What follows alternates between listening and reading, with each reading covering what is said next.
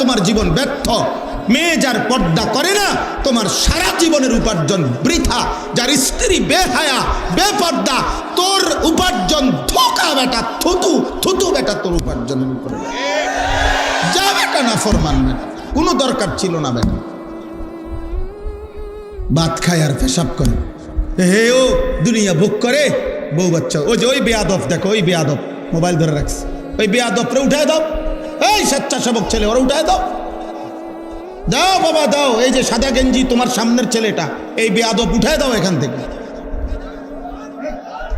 হ্যাঁ এখন ঠিক আছে, না না না, সে তার জীবনের তরে লজ্জা পাক না, অসুবিধা কি? চিন্তা করেন আপনি।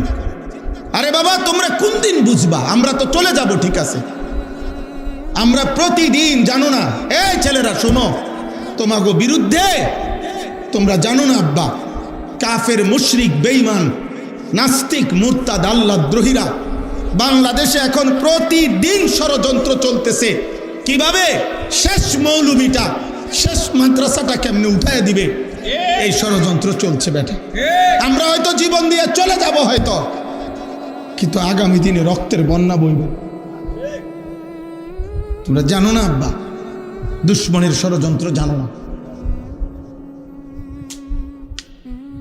হ্যাঁ হ্যাঁ, প্রতিদিন আমরা অস্থির। আমরা জানি সমস্যা কি, আমার বয়স হয়ে গেছে, 45 বছর শেষ, দুনিয়া আর কত ভাত খামো, দুনিয়া আর কি ভোগ করবো বেড়া। আমি কালকেও আমার খাদেম ছেলেটা আছে এখনো, বাইজিৎ, ও আমার ড্রাইভার। আমরা খুলনার থেকে আসতেছি যখন, তারে আমি আমার সাথে বসা, আমি তারে বললাম বাইজিৎ, একলা আমরা 3 জন শুধু গাড়িতে, আমি আমার ড্রাইভার আবার খাদেম। বললাম যে দেখো ভাইবা, দেখো এই কম বয়সে আল্লাহ তাআলা কি পরিমাণ দুনিয়া খাওয়াইছে আমার, কত মানুষের কি পরিমাণ। প্রতিটা দিন মানুষ যেখানেই মেহমানদারি করে মনে করে দুনিয়াটা লইয়া রান্না বান্না করে। দুনিয়া আর কি খাইতে হবে, আর কি ভোগ করতে হবে, দুনিয়ার কি দরকার?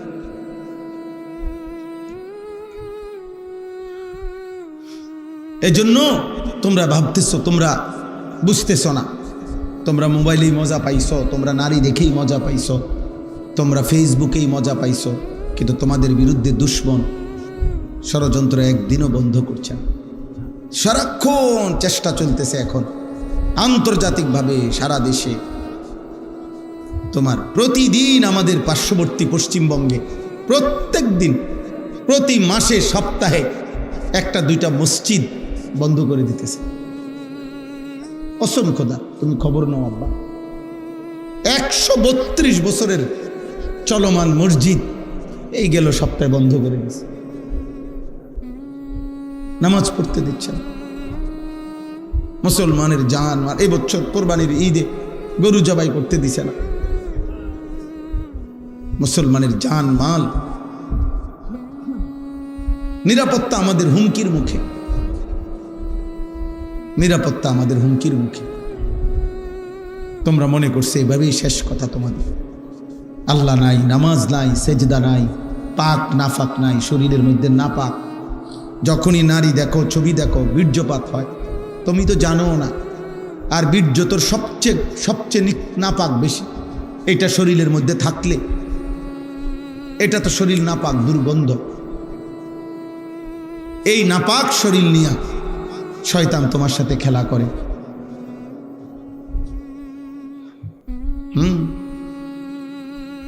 জানো এটা?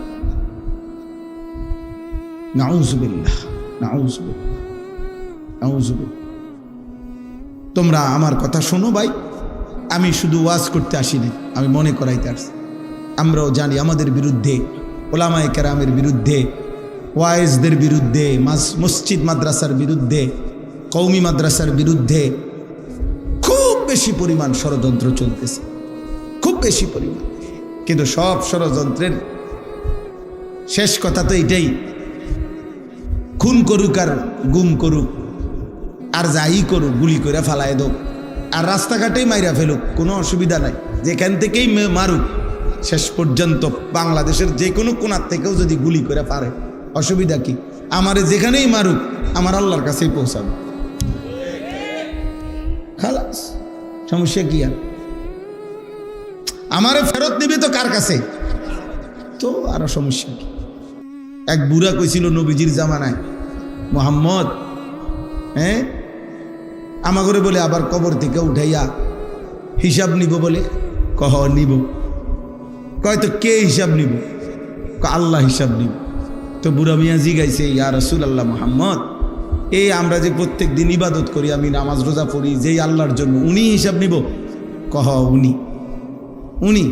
তে এরপরে ওই আমার মেয়ে, ছোট্ট মেয়ে, 4.5 বছর, এই আমার বিবি আজকে কইতেছে মোবাইলের মধ্যে আমার ওয়াজ দেখছে আর তো আমার বাসার পাশের ওনা করে কইতেছে, আমার এই আব্বু আমার একটু আগে আমার সাথে ভাত খাইছে, আমার এই আব্বু। এইটা বুঝাইতেছে যে এটা হের একটু আগে যে আমি ভাত খাইছি এর লগে হে আব্বু এটা ওয়াজ করে, ওই বাসার ওই মহিলারে বলতেছে আর কি। তো ওই বুড়া মিয়া জিজ্ঞাসা করছে যে আমি যে নামাজ পড়ি এই দিবানিশি ডাকি যেই আল্লাহরে, আমার ওই আল্লাহ নিয়ে হিসাব নিব?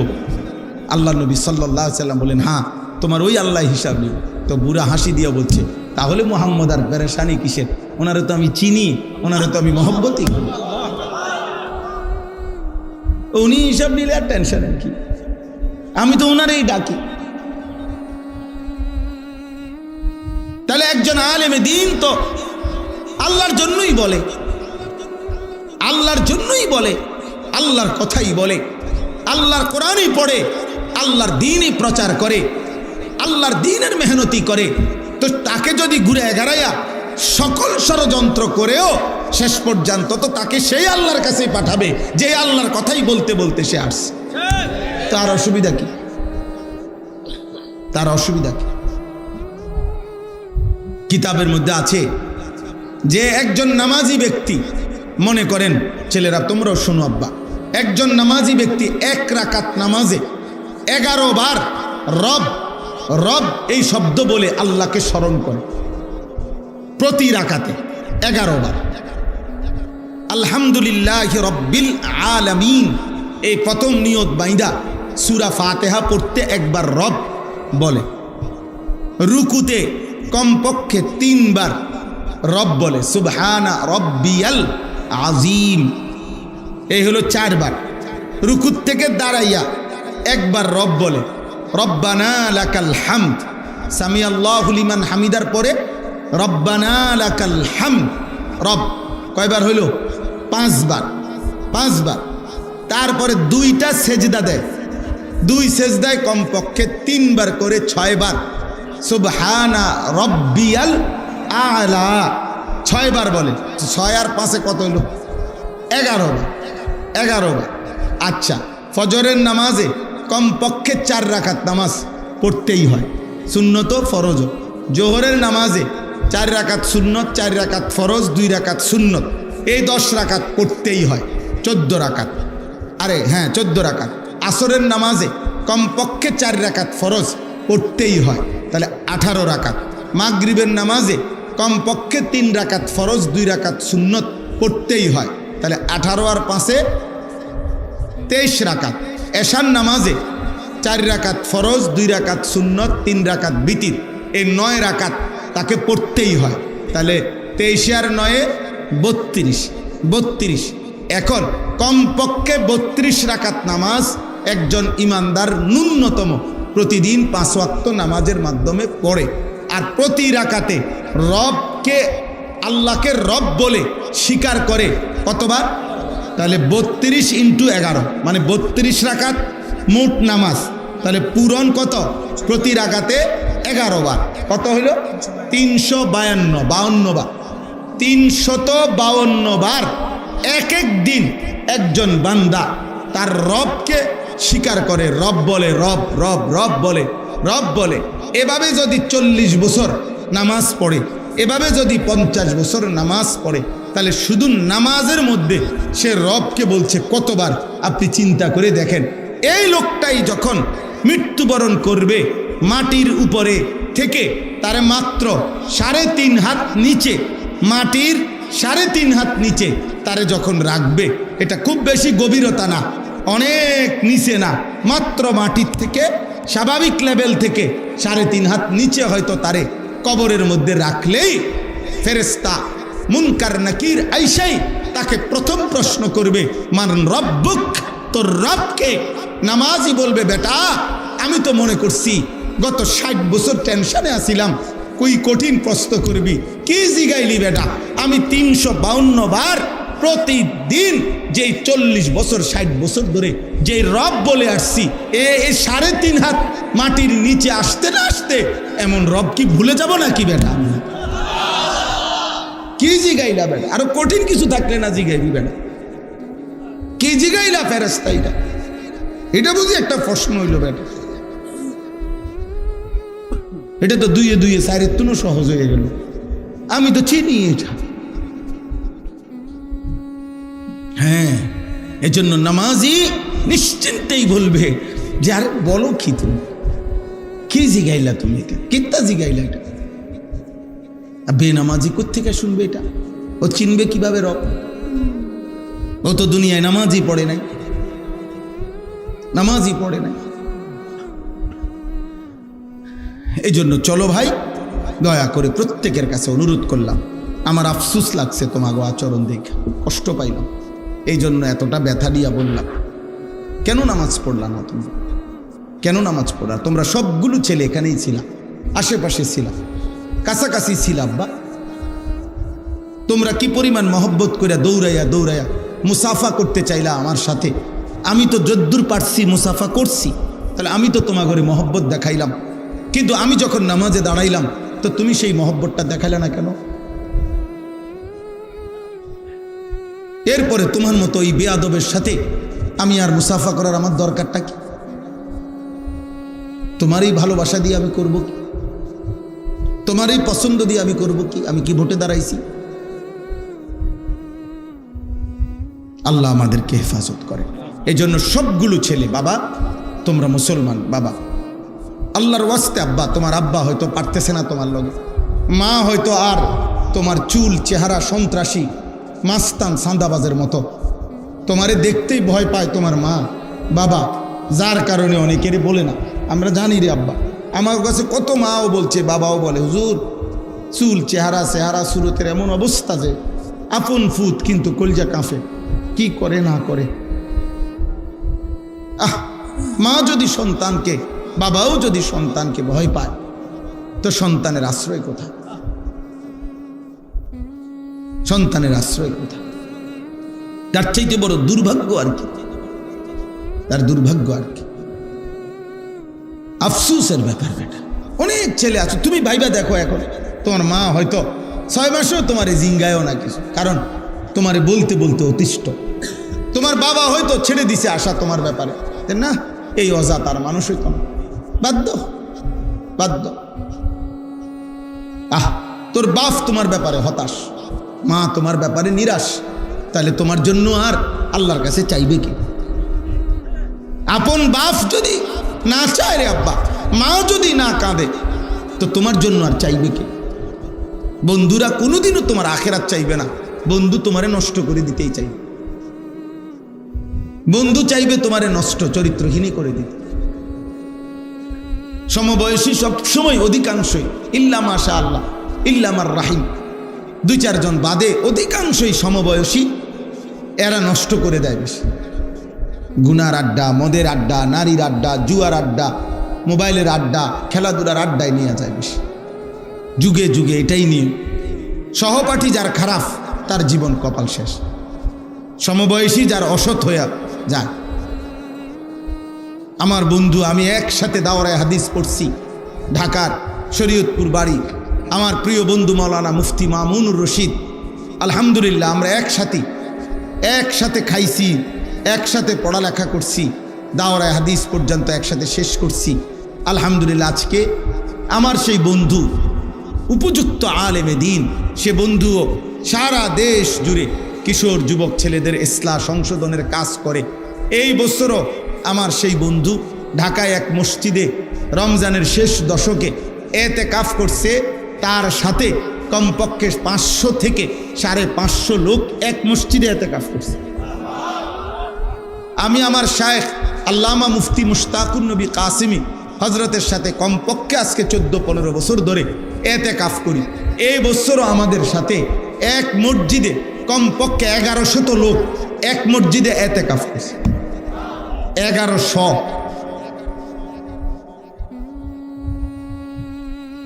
তাহলে আমি ভাগ্যবান। আমার মনে পড়ে আমার সেই বন্ধুর কথা। বন্ধু আমারে কখনো লিখে দিছে, কখনো পড়া ধরাইছে, মোতালা করছে, তাকরার করছে। বন্ধু যদি মিলে উপযুক্ত, এটা বরকত। আর বন্ধু যদি মিলে চরিত্রহীন, মনে রাখবা আব্বা, ওর থেকে সরে যাই, ও তোমারে শেষ করে দিবে, ও তোমারে শেষ চরিত্রহীন করে দিবে, ও তোমারে বরবাদ করে দিবে। আল্লাহ আমাদেরকে হেফাজত করেন।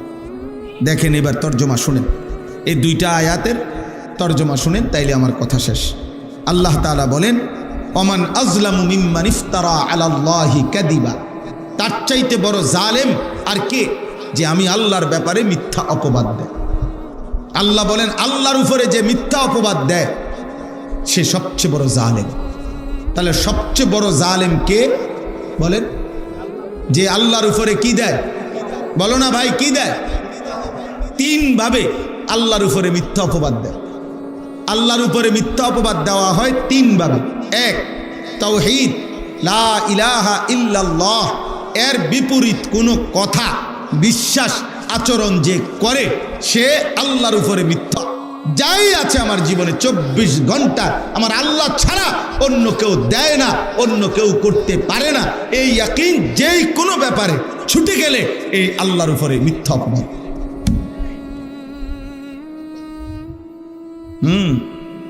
আমি বললাম আপনার এই যে চাচা আল্লাহর উপরে ভরসা করেন, আপনি আর থুন হুজুর, আর রায়েন হুজুর সব কথা দলীয় বইয়া তখন যেত না।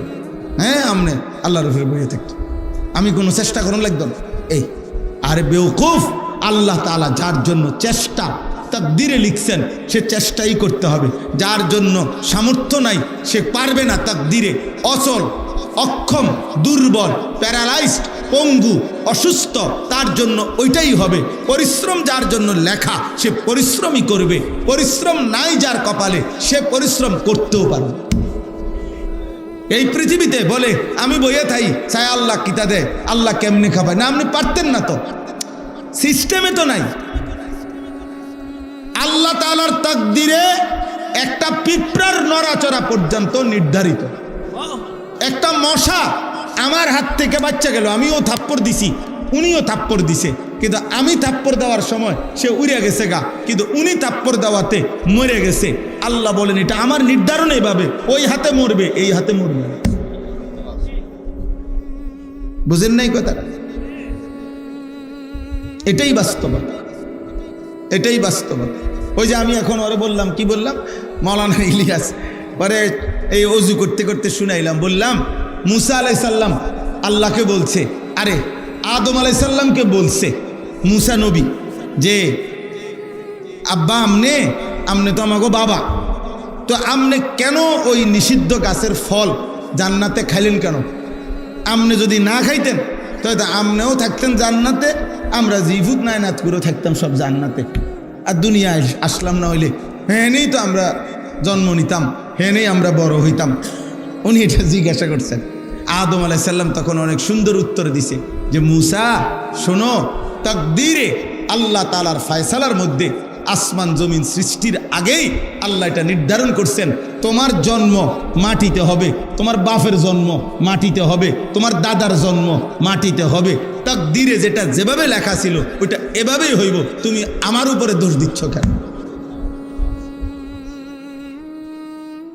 তাইলে বুঝা গেল ভাইয়া, তুমি উপার্জন করবা না, তোমার আসলে ইনকাম বেশি হবে, আমরে না হবে, সব কিছু আল্লাহর ফয়সালা, আল্লাহর ফয়সালা, আল্লাহর ফয়সালা। এই পৃথিবীতে সুদ খায় অনেকে, কিন্তু উপার্জন সবার সমান হয় না। এই পৃথিবীতে মিথ্যা বলে অনেকে, কিন্তু সব মিথ্যুকের ইনকাম সমান না। সব চোরের ইনকাম সমান না। সব ডাকাতের ইনকাম সমান না।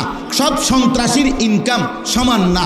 সব লুণ্ঠনকারী হারামখোরের ইনকাম সমান না। তো সবাই তো হারাম খায়, সবাই একই জায়গার থেকে সুদ নিল, একই অফিস থেকে কিস্তি নিল, এরপরেও তো ইনকাম উপার্জন বরাবর হয় না। তাহলে আবার ঠিক যারা হালাল খায়, যারা সৎ পথে উপার্জন করে, তাদের ইনকামও তো বরাবর না। সব হুজুরের ইনকামও তো বরাবর না। সব ইমামের ইনকামও তো বরাবর না। সব বক্তার ইনকামও তো বরাবর না। তাহলে এই যে ভিন্ন ভিন্ন, প্রত্যেকের অবস্থা ভিন্ন ভিন্ন। এটা দুনিয়ার ফয়সালা না, এটা টাকার হিসাব না, এটা পরিশ্রমের হিসাবে না, এটা তাকদীরের হিসাবে। বুঝেন নাই কথা? কারো গাম বাইয়া বাইয়া পড়তে আছে, 10টা ঘন্টা ঘাম, সারাটা শরীর বিজ্জা গেছে, তার ইনকাম হয়েছে 500 টাকা। অথচ কেউ এসি রুমের মধ্যে কোনো পরিশ্রম নাই, সেখানে তার বেতন আসতেছে 2.5 লাখ টাকা। কিরে ভাই, বলে না পরিশ্রম করলে ইনকাম বাড়ে, তো তার দি গাম। আমি নিজে দেখছি, একদিন সিমেন্টের বস্তা নামাইতে আছে ট্রাকের থেকে, গোডাউনে নিতেছে, পিঠটা বাঁকা হয়ে যায় লোকটার। একটা বস্তা 50 কেজি, এটা নিয়া সে ওই গোডাউনে যখন রাখে, প্রত্যেকবার আমি একদিন দাঁড়াইয়া দেখছি, প্রত্যেকবারে ছোট্ট একটা গামছা আছে কোমরে, বেচারা প্রতিটা বস্তা ফালাইয়া ঘামে এই মুখটা শরীরটা একবার মুছে আবার যায়, আরেকটা বস্তা লয়। এইভাবে প্রত্যেক বস্তায় সর্বোচ্চ 10 টাকা। তাহলে যদি সে আজকের দিনে 10 টাকা করে এক বস্তা, তো যদি 100 বস্তা সিমেন্ট ওই ট্রাকের থেকে গোডাউনে রাখে, তো কত ভাই বলে? কিরে আব্বা, তার তো ঘামে শরীরটা, লুঙ্গিটা গেঞ্জিটা ভিজ্জা কালো হয়ে গেছে, আর 100 বস্তা কি মামুলি কথা? তো তাহলে ওর ইনকাম বাড়লো না কেন? আমি নরসিংদী একবার এক অফিসে, এই ফ্যাক্টরিতে, গার্মেন্টসে যেখানে কাপড় বানায় আর কি, এগুলাতে গেছি ফ্যাক্টরিতে। তো পুরা ফ্যাক্টরি ঘুরে ঘুরে দেখছি সব শ্রমিকরা কাজ করতেছে। তো একটু উঁচা দোতলার এক পাশে একটা রুম, খুব অত্যাধুনিক এসি রুম, ওখানে একজন লোক বসা আছে। তো উনারও দেখাইছে আমার। তো দেখাইয়া আমি বললাম, ওনার কি কাজ? প্রত্যেকের জিগাইছি, প্রত্যেকের কার কি কাজ? তো বলতেছে, হুজুর উনি এই পুরা 24 ঘন্টা যে কাপড় বানায়, এটার ডিজাইনটা, যে 3 পিস বা বিভিন্ন কাপড়ের যে ডিজাইন করে, উনি এখানে কম্পিউটারে বসে বসে, এটা আবার আওয়াজ এটা এমন করতেছে, কা এই বেটা, এতক্ষণ তো এই আওয়াজ ছিল না, এতক্ষণ আওয়াজ তো এমন ছিল না বাবা। তাইলে এই দেখছেন আবার, না না ইকুর দরকার নাই, বলো। এই জন্য তো উনি শুধু এই কম্পিউটারে কালার সেটিং করে, মানে ডিজাইনটারে কি করে মিলায় দেয়, মিলাইয়া ডিজাইনার উনি ওইখান থেকে এটা কম্পিউটারে ঠিক করে দিলে এরপরে ওইখানে মাল তারা বানায়। তো এই কাজ কি অত্যাধুনিক রুম, এসি লাগানো। তো উনার বেতন প্রতি মাসে 5 লক্ষ টাকা, আর ওয়ার্কারের বেতন নাই 12,000 টাকা। ওই যেগুলো ওয়ার্কার মানে কাজ করে যেগুলো, এগুলার ঘাম ভাইয়া ভাইয়া ফুটতে আছে। তাহলে শুধু পরিশ্রম এটাই উপার্জন না, বরং কার ফয়সালা? আল্লাহর ফয়সালা, আল্লাহর ফয়সালা, আল্লাহর ফয়সালা। এই জন্য এটাই বলতে চাইছি যে আল্লাহর প্রতি আস্থা, নির্ভরতা, এটা যে ছেড়ে দেয় যেই কোনো ক্ষেত্রে, না না যে রোগ হুজুর আর ভালো হইতো না, কে বললো? কে আপনার এটা বললো? ডাক্তারের বাপের ক্ষমতা আসেনি এই সিদ্ধান্ত দেওয়ার যে এ আর ভালো হবে না? কথা বলেন না কেন? তো আমার একজন আপন আত্মীয়, তার আপনার ব্লাড ক্যান্সারে আপনজন ছোট মেয়ে, 8-10 বছর বয়সে বলছে ডাক্তাররা ব্লাড ক্যান্সার হয়েছে, আর বাঁচবে না বলছে। কিন্তু আল্লাহর মেহেরবানি, ওষুধ খাইছে, চিকিৎসা হয়েছে, এখন পূর্ণ সুস্থ আছে, পূর্ণ সুস্থ আছে। তাহলে ডাক্তার সম্ভাবনা বলতে পারে, কিন্তু চূড়ান্ত সিদ্ধান্ত কার হাতে? তাহলে কোনো বিষয়ে আল্লাহর থেকে বিশ্বাস, নির্ভরতা, আস্থা হারাইয়া ফেলা, এটা আল্লাহর উপরে অপবাদ দেয়। 2 নাম্বার, আমাদের প্রিয় নবী সাল্লাল্লাহু আলাইহি সাল্লাম ওনার 23 বছরে যত কথা, যত আচরণ, যত সিদ্ধান্ত, যত সুন্নত, যত নিয়ম নীতি, যত বিধিবিধান যা বলছেন, তার একটি ছোট্ট বিষয়কেও প্রত্যাখ্যান করা, ছেড়ে দেওয়া, এটা আল্লাহর উপরে অপবাদ দেয়। 3 নাম্বার, এই কোরআনুল কারীম, এই কোরআনের একটি অক্ষর, একটি আয়াত, একটি বিধান, একটি সিদ্ধান্তকে যে প্রত্যাখ্যান করা, ত্যাগ করা, পরিত্যাগ করা, অবাস্তব, অযৌক্তিক মনে করা, অসম্ভব মনে করা, সে যেন আল্লাহর উপরে মিথ্যা অপবাদ দিল। আর আল্লাহ বলেন এই হলো সবচেয়ে বড় জালেম। তাহলে 3 জিনিস প্রত্যাখ্যান করিলে আল্লাহর উপরে অপবাদ দেওয়া হয়। 1 নাম্বার, লা ইলাহা ইল্লাল্লাহকে যে কোনোভাবে প্রত্যাখ্যান করিলে কার উপরে অপবাদ দেওয়া হয়? 2 নাম্বার, রাসূলুল্লাহ সাল্লাল্লাহু আলাইহি সাল্লামের জিন্দেগিকে প্রত্যাখ্যান করিলে কার উপরে অপবাদ দেওয়া হয়? আল্লাহর উপরে। 3 নম্বরে, কোরআনুল কারীমের যেই কোনো অক্ষরকে, বিধানকে প্রত্যাখ্যান করিলে কার উপরে অপবাদ দেওয়া হয়? এবার শেষ তর্জমা শুনেন বাকিটা। উলাইকা ইউরাদুনা আলা রাব্বিহিম, আল্লাহ বলে কিয়ামতের দিন ওই নাফরমানগুলোকে, যারা কোরআন ত্যাগ করলো, রসুলকে ছেড়ে দিল, তাওহীদকে ছেড়ে দিল, তাদেরকে আল্লাহর সামনে এনে দাঁড় করানো হবে। ওয়ায়াকুলুল আশহাদু, আর আল্লাহর সাক্ষীগণ একটার পর একটা বলতে থাকবে, হা উলা ইল্লাযীনা কাযাবু আলা রাব্বিহিম, আল্লাহ এরাই সেই বেঈমান যারা আপনার কথাকে মিথ্যা মনে করেছে, আপনার উপরে মিথ্যা অপবাদ দিয়েছে। সাক্ষীরা বলবে। সাক্ষী কারা? সাক্ষী 5টা। প্রত্যেক মানুষের ব্যাপারে সাক্ষী দিবে কয়টা? 5টা। 1 নাম্বার, আমাদের ডান কাদের আর বাম কাদের ফেরেশতা। এই ফেরেশতা তার মুখে, জবানে আল্লাহর সামনে সাক্ষী দিবে। 2, ফেরেশতার যে লিখিত আমলনামা, যেটা উনি লিখছে, ওনারা এই লিখিত আমলনামা এটার মধ্যে দেখাবে। 3, আমাদের শরীরের অঙ্গ প্রত্যঙ্গ আমাদের বিরুদ্ধে সাক্ষ্য দেবে। 4, আমাদের পায়ের নিচের জমিন আমাদের বিরুদ্ধে সাক্ষ্য দেবে। 5, মহান আল্লাহ তাআলা স্বয়ং নিজে সাক্ষ্য দেবে। তুমি কোথায় পালাবা বাবা? তুমি কোথায় যাইবা? আজকে না উঠে গেলা, কালকে না উঠে গেলা, মার সামনের থেকে না মাথা নোয়া গেলা, বাপের সামনের থেকে মাথা নোয়া গেলা, আমার সামনের থেকে মাথা নুয়ে গেল, কিন্তু 5টি সাক্ষী পেশ হওয়ার পর মহান আল্লাহর সামনের থেকে সরবা কেমন? আলা লানাতুল্লাহি আলা যালিমিন।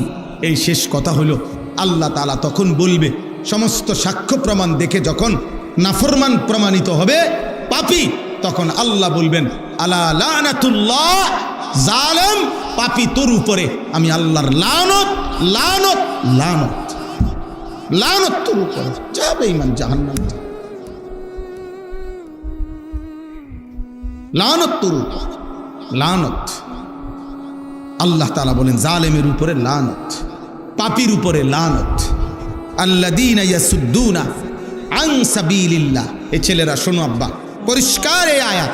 আল্লাহ বলে ওই জালেমের উপরে লানত, যে নিজেও জুলুম পাপ করেছে, আর আমার বান্দাদের মধ্য থেকে যারা আমার পথে চলতে চাইছে, সে তাদেরকে বাধা দিয়েছে, যে কোনো রকমের প্রতিবন্ধকতা তৈরি করেছে, তার উপরে আল্লাহর লানত, লানত। তোমার আড্ডাবাজির কারণে তুমি তারে নষ্ট করছো।